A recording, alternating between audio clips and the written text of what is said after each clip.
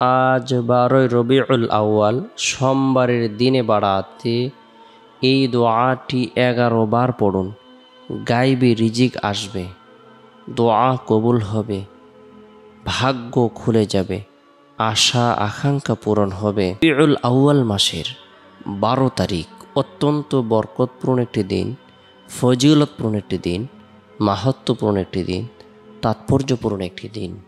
কেননা এই দিনই জনাবে মুহাম্মদুর রাসূলুল্লাহ সাল্লাল্লাহু আলাইহি সাল্লাম এই পৃথিবীবাসীর জন্য রহমাতুল্লিল আলামিন হিসেবে আগমন করেছেন।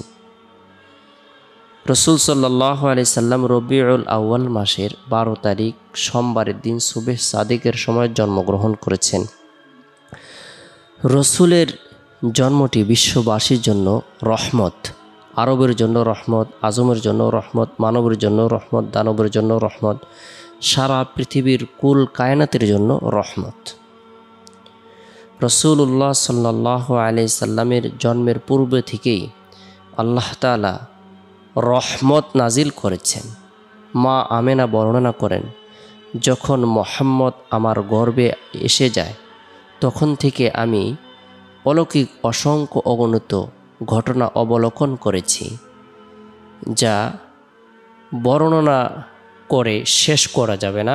এত বেশি রসুল্লাহ সাল্লাল্লাহু আলাইহি সাল্লামের বরকতে মা আমেনা বরকত লাভ করেছেন, এত বেশি কল্যাণ লাভ করেছেন। মা আমেনা বর্ণনা করেন, যখন থেকে মুহাম্মদ আমার গর্ভে এসেছে তখন থেকে আমি এত আনন্দিত হয়েছি, এবং কি আমার শরীর থেকে সুঘ্রাণ বের হতেছিল। যখন থেকে মুহাম্মদ আমার গর্ভে এসেছে আমি থুতু ফেললে সেখান থেকে সুঘ্রাণ আসতো।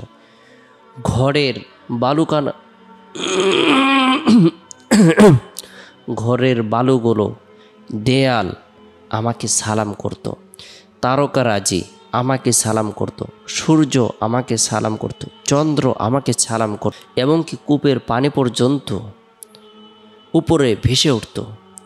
যখনই আমি আল্লাহ তাআলার এই অলৌকিক ঘটনাগুলো প্রত্যক্ষ করতে থাকলাম, দেখতে থাকলাম, আর আল্লাহ তাআলার নাজ নিয়ামত দেখার পরে আমি হতভম্ব হয়ে গেলাম। সুবহানাল্লাহ।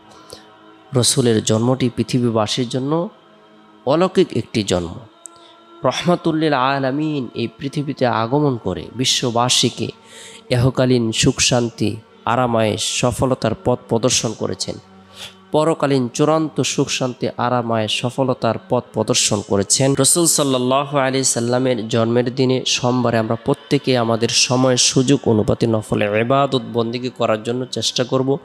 বিশেষ করে সোমবারের দিন ফজরের নামাজ সম্পূর্ণ করার পর জাহান্নামের ভয়াবহ শাস্তি থেকে, আযাব থেকে বাঁচার উদ্দেশ্যে রাসূলের শিখানো বরকতপূর্ণ এই দোয়াটি 7 বার পাঠ করব, আমল করব। আল্লাহুম্মা আজিরনি মিনান নার, আল্লাহুম্মা আজিরনি মিনান নার। আল্লাহ তাআলা জাহান্নামের ভয়াবহ শাস্তি থেকে, আযাব থেকে নিরাপত্তা দান করবেন।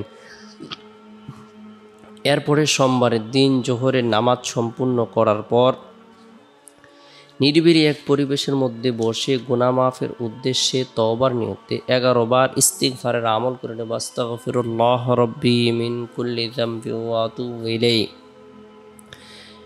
এরপরে বরকতপূর্ণ এই দোয়াটি আমরা গুরুত্ব সহকারে 11 বার আমল করব। রব্বানা ফাগফির লানা যুনুবানা ওয়া কাফির আন্না সাইয়্যাতিনা ওয়া তাওয়াফানা মাআল আবরার। রব্বানা ফাগফির লানা যুনুবানা ওয়া কাফির আন্না সাইয়্যাতিনা ওয়া তাওয়াফানা মাআল আবরার। হে আমাদের রব, আমাদের সকল গুনাহ মাফ করো এবং আমাদের সকল দোষ ত্রুটি দূর করে দাও, আর আমাদের মৃত্যু দাও নেককার লোকদের সাথে। সূরা আলে ইমরান আয়াত নং 193। বরকতপূর্ণ এই দোয়াটি আমরা 11 বার আমল করার পর রব্বুল আলামিনের দরবারে নিজের জন্য, পরিবার পরিজনদের জন্য, জীবিতদের জন্য, মৃতদের জন্য, বিশ্ববাসীর জন্য মাগফিরাত কামনা করব। আল্লাহ তাআলা সকলকে যেন ক্ষমা করে দেন, সকলের হায়াতের মধ্যে, রিজিকের মধ্যে, ধন দৌলতের মধ্যে, টাকা পয়সার মধ্যে বরকত দান করেন, সেই জন্য রুনাজারি করব। এরপরে সোমবারের দিন আসরের নামাজ সম্পূর্ণ করার পর আস্তাগফিরুল্লাহ আস্তাগফিরুল্লাহ আস্তাগফিরুল্লাহ ছোট্ট ইস্তিগফারটি 3 বার পাঠ করব, আমল করব। আল্লাহ তাআলা সমুদ্রের ফেনা পরিমাণ গুনাহকে মাফ করে দিবেন। এরপরে সোমবারের দিন শেষ হওয়ার পর যে রাত আসে, এই রাতটি হলো বরকতপূর্ণ একটি রাত। এই রাতের মধ্যে বিশেষ করে এশারের নামাজ সম্পূর্ণ করার পর গুরুত্ব সহকারে সূরাতুল মুলক তেলাওয়াত করব, আমল করব। আল্লাহ তাআলা কবরের ফিতনা থেকে, কবরের সওয়াল জবাব আযাব থেকে নিরাপত্তা দান করবেন। বরকতপূর্ণ এই আমলগুলো আমরা করার জন্য চেষ্টা করব। এরপরে রাতে ঘুমানোর পূর্বে আল্লাহুম্মা বিসমিকা আমুতু আহইয়া এই দোয়াটি পাঠ করে ঘুমিয়ে যাব।